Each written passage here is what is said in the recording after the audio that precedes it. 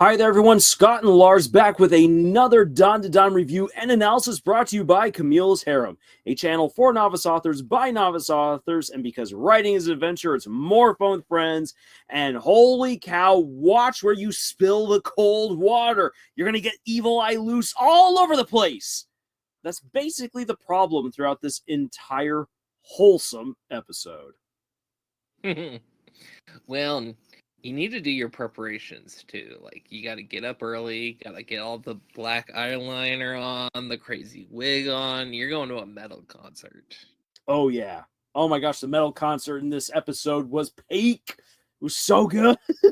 It was good. Like, you've got the really fun, wacky introduction of these side characters that come in, and then like everything else that's like going on. It's just so much fun, and it's what Dandadan is so good at. It's just making all of this crazy stuff that's happening super fun. Oh, absolutely. So let's quickly go over the rather scant events of this episode and start talking about what all of this means. So with where we start off in this episode, I mean, it happens literally right after the previous episode ends. Evil Eye's unleashed, blasts apart the house, and they manage to get some hot water on him, reverting Gigi back to normal. And suddenly now everyone realizes this is going to be so hard to manage. We need to exorcise this evil eye immediately. And thankfully the they're not necessarily exorcists, but the singers who can sing some amazing exorcism music show up and set up this amazing metal concert right out there in the middle of the temple and the farmlands. And they perform this excellent song that raises the dead and begins to tear the evil eye right out of Gigi. It looks like they're about to succeed in the absolute most head-banging, awesome, roaring way possible. And then Gigi begins freaking out because he does not want the evil eye to be destroyed. Momo restrains him and is able to connect both with Evil Eye and with Gigi, and is like, this is wrong. Grandma Seiko also realizes that Gigi has made his decision. She's not going to break his heart, even though this means what we saw at the beginning of this episode. They can't stop this thing from coming out. It is absolutely dangerous, but she honors his choice and cuts the ceremony short.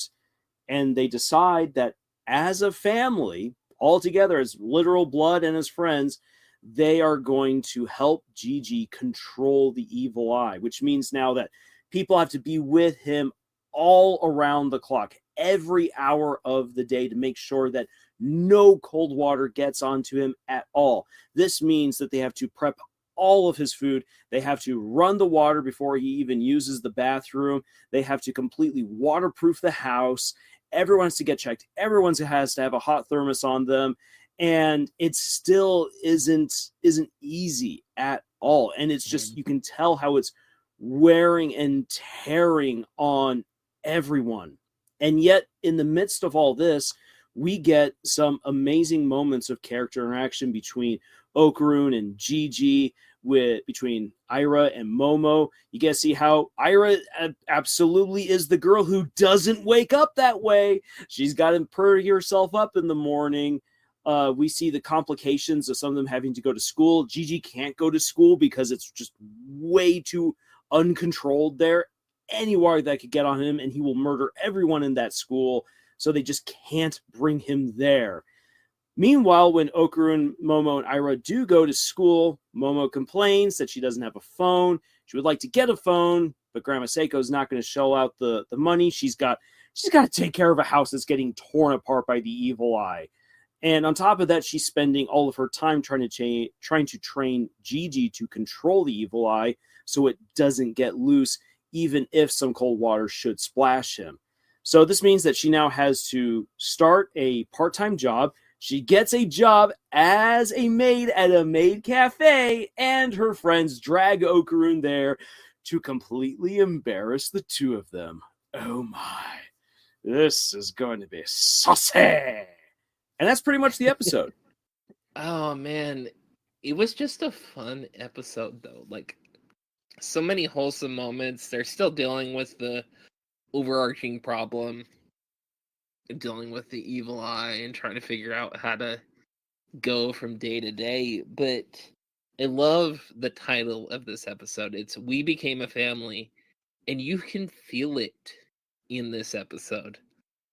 Because for the first time, they're not all like against each other or trying to hide things from each other. They're not trying to like be at each other's throats. They honestly just there interacting with each other, having a good time. And you had a really good point earlier about like why it's so important to have the characters interact with each other. Yeah, we learn so much more about characters when they interact than when they react.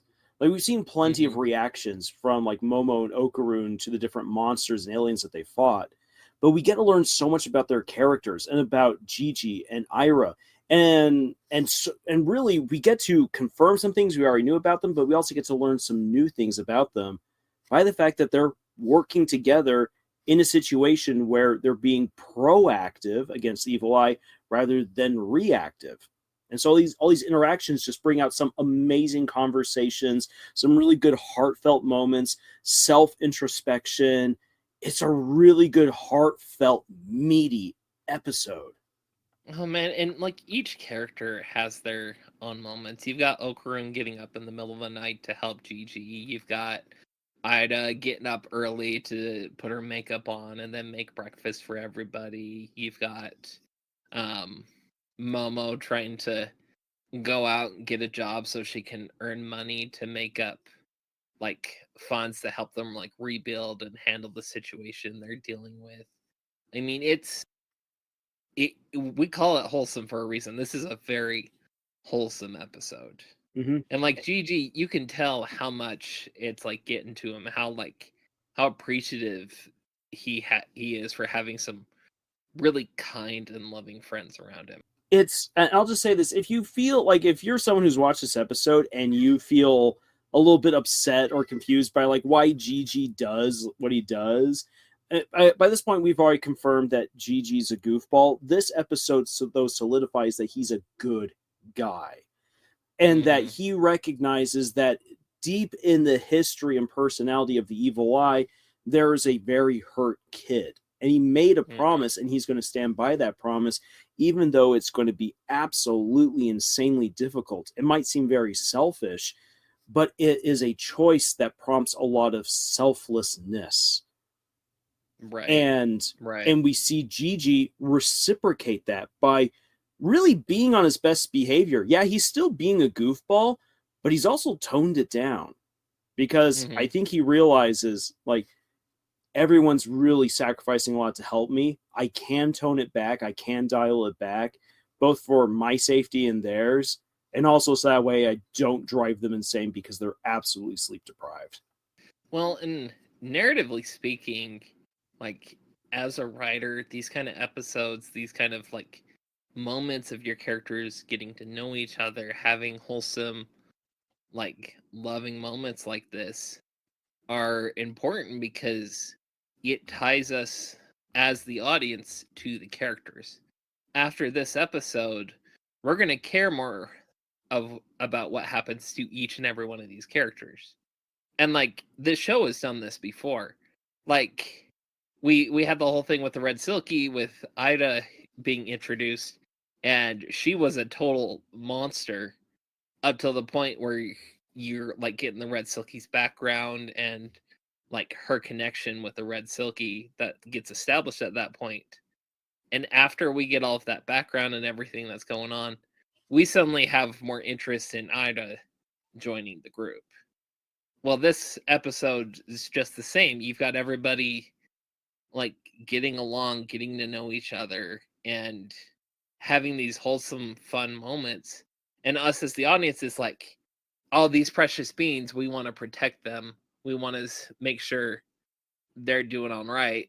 And it ties us into like, okay, the next crazy thing that happens, we're more invested in these characters. We want to make sure they survive through the situation. So we're going to keep reading. We're going to keep watching the show because of that. Exactly. Yeah, the story lives or dies by its characters, and the best way of coming to love characters is by coming to love the relationships that they have with others, because that is where we get to see who they really are. Battle manga are tons of fun to read. I love writing action scenes. I love good fights. I love long fights. But you can only get so much information about a character and only come to love them so far based on their power sets. Get to know a character, truly get to know them, and in all of their different facets, and they become absolutely engaging and memorable. And that's what we have happening in this episode. I also have to point out that we get to see also softer sides to Turbo Granny and Seiko in this episode. Like, Turbo Granny's always a little bit of a great sassy old snarky turd. And there's still elements of that absolutely in this episode. Turbo Granny hasn't flipped a complete 180, but Turbo Granny is sympathetic towards these dumb mortals enough so that she isn't being super cranky. She's even being supportive, especially of Seiko training Gigi.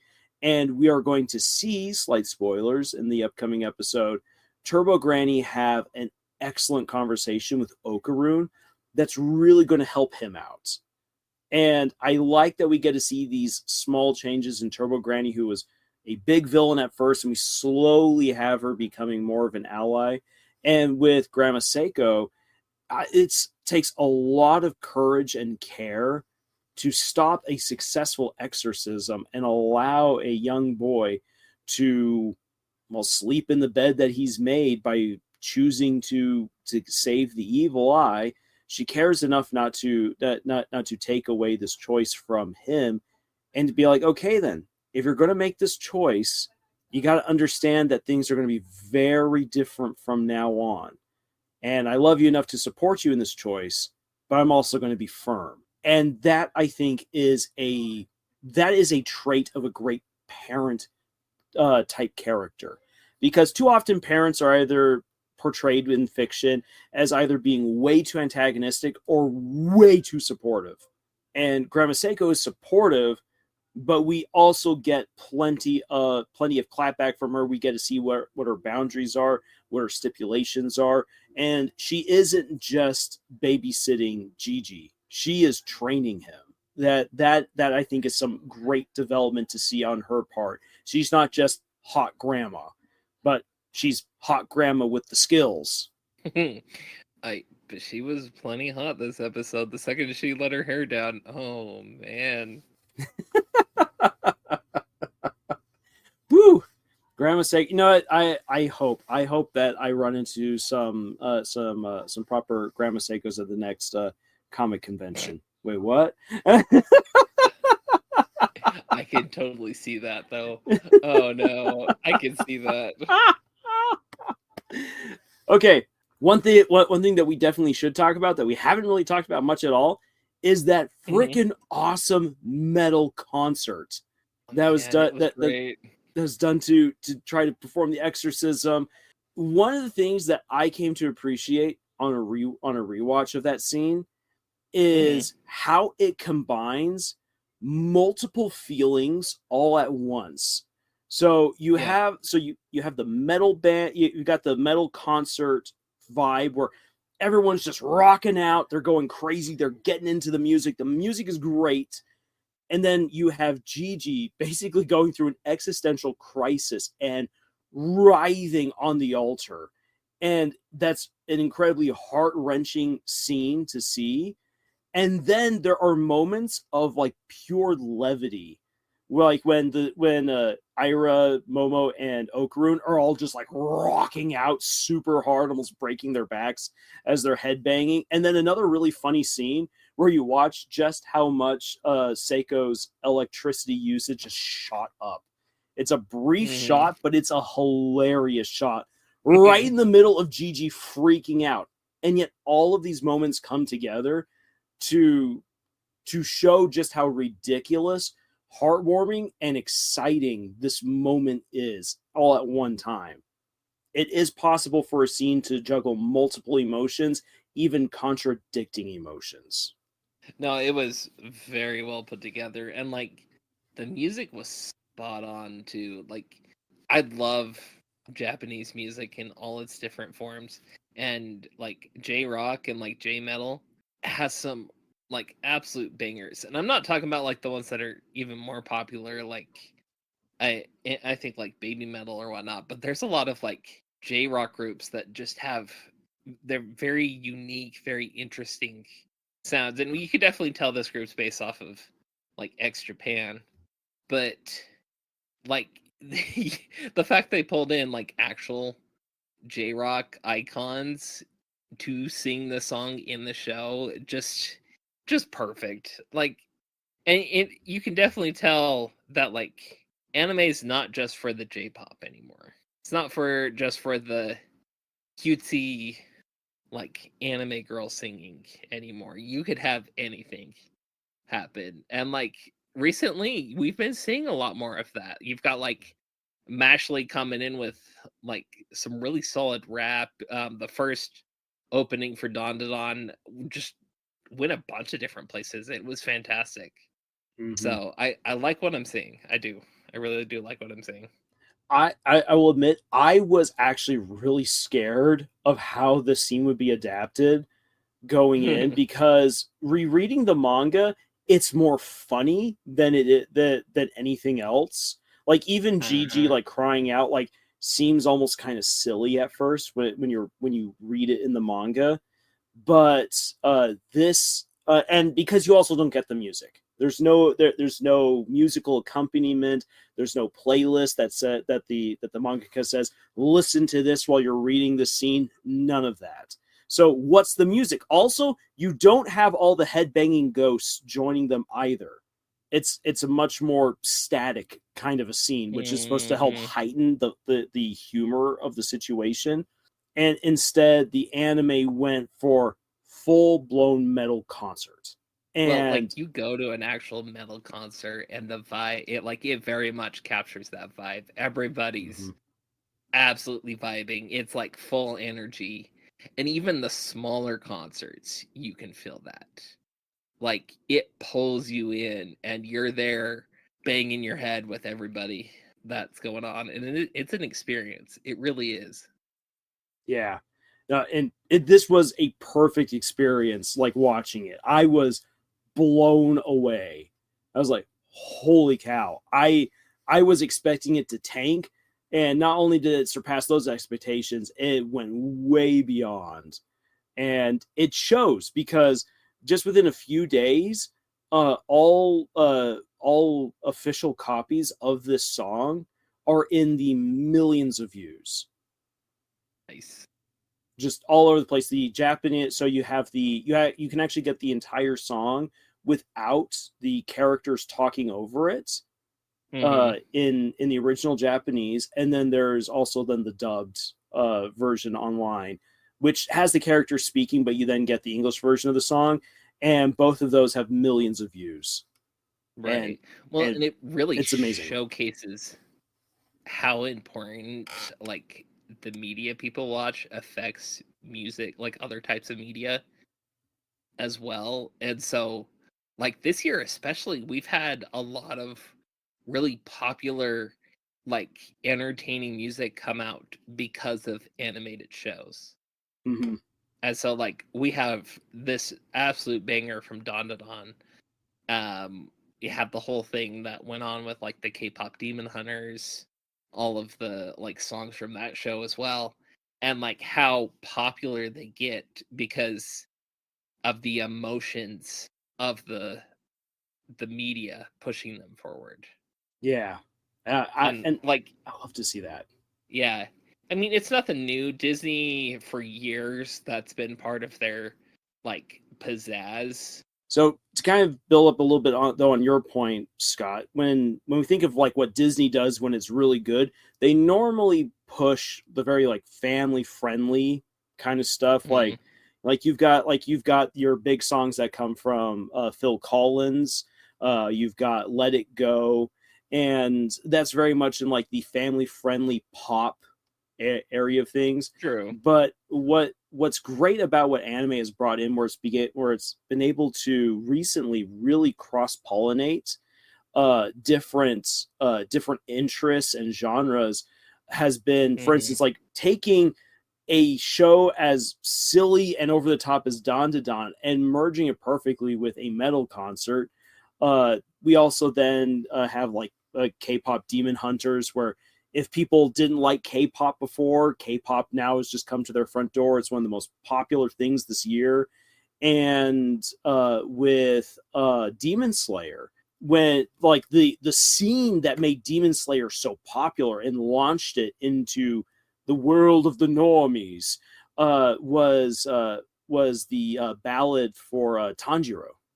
And it's such a beautiful song that's got that more traditional Japanese aesthetic to it that just captured people's feelings and imagination and worked so well with an insanely violent scene, despite how like calm and pleasing the music is. And that's something that I would love to see more of in visual media, is being able to cross-pollinate these different ideas, different genres, musics, art, and stories, because you can absolutely take things that feel like they shouldn't go together and bring them together in a beautiful kind of synergy. Granted, that doesn't mean that you should take techno country and put it to Trigun. Probably wouldn't work very well. But if you found a way to do it well, it could. And it's a risk that could have some amazing payoff, like with just how popular this song has become overnight, effectively. Just a good episode. It's like this wholesome kind of family interactions, kind of goofiness of it. It's part of why I love Dandadan, and I hope we definitely get more of it going forward. There's some, I'll just say this, there's some great stuff coming down the pipe. I am so excited for this next episode, because it is a great episode for Okarun's growth, as well as a little bit for Ira's. Some fun Turbo Granny shenanigans happening on the side, and it will set us up for what I believe will be episode. Let's see here. I believe it'll be episode 8 that will then give us a fantastic showdown. But you can't have that showdown without this upcoming episode, and then it'll take us into the next. It'll start taking us into the next arc, which is going to be a blast. We're gonna have some more crazy Dandadan shenaniganery going on before we get to the next truly wholesome moment where everyone's all together. But like, this is not just a one and done type deal. We will see the family come together again at other times in the story, and we'll also see how that family grows individually and in numbers. I'm excited for it. All right, so that'll do it for our review and analysis of this episode. We would love to hear your thoughts and comments on it as well down below. That's what the comment section is there for. And if you are looking forward to our next review analysis for Dandadan, please make sure that you've subscribed and hit the bell icon to receive notifications. Don't worry, it is free. There are some people who do worry about it. Trust me, we're not trying to take you for anything. But if you would like to support us financially, then you can always check out the books that we've published. Links for them are in the description below. But otherwise, thank you so much for joining us on this incredible adventure that we call writing. And until the next time, y'all, make sure that you buy yourselves some tickets before they sell out to the next Exorcism concert. And choose. Okini.